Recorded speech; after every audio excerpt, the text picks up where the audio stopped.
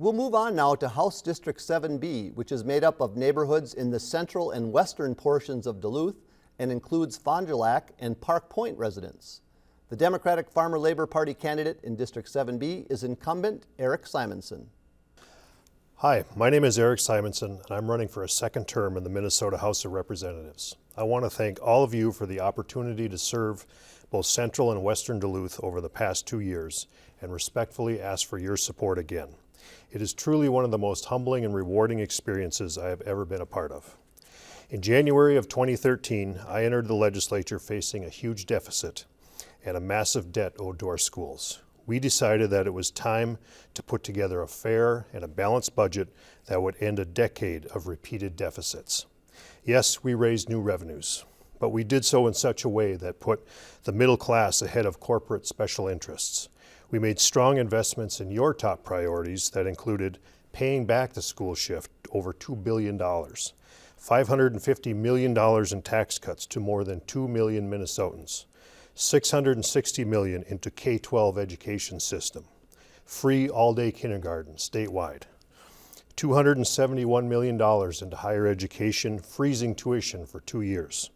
And we made caregivers a top priority, giving a 5% increase for nursing homes and long-term care workers. I was able to secure key committee positions in the House. Serving on the tax committee, I was heavily involved in rewriting the tax policy for LGA distribution and worked to secure new monies for that program.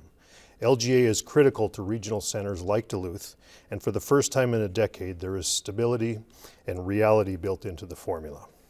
As a member of the Public Safety Committee, I worked for 2 years to write a comprehensive bill further addressing synthetic drug use and sales in Minnesota.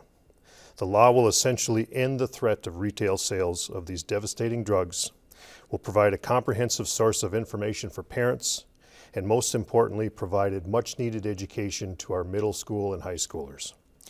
This is but a sliver of the accomplishments over the last term, and we have much more work to do.